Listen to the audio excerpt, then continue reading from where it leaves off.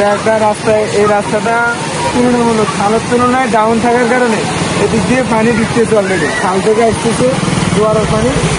এই রাস্তাটা যদি খালের থেকে অন্তত 2 হাত উঁচু থাকতো তাহলে এইদিকে পানি ঢুকতো না।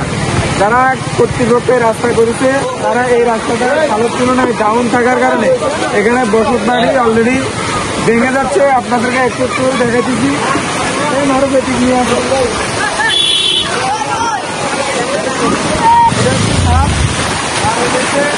বাড়ি এটা অলরেডি ভেঙে যাচ্ছে, কারণ এই রাস্তাটা ডাউন থাকার গতিকে।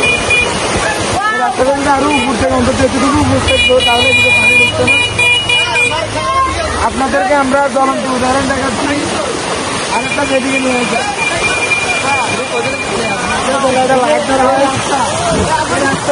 তুলনামূলক এটা দিকে পানি ঢুকতেছে না, এটা ন্যাচ থাকার গতিকে এখান থেকে পানি ঢুকতেছে।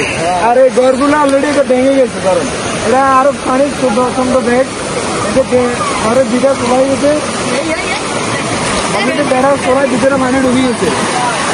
আপনাদেরকে আমরা একটু দেখি, যারা এই কাজ করছে তাদেরকে প্রশাসন অবশ্যই জিজ্ঞাসাবাদ করা উচিত, তারা এই রাস্তাটা কিভাবে করছিল।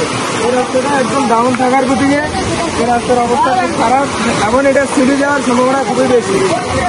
আপনারা ভিডিওটি বেশি বেশি শেয়ার করুন এবং জনপ্রশাসনের ছবি দেখিয়ে দিন। আল্লাহ হাফেজ, আসসালামু আলাইকুম।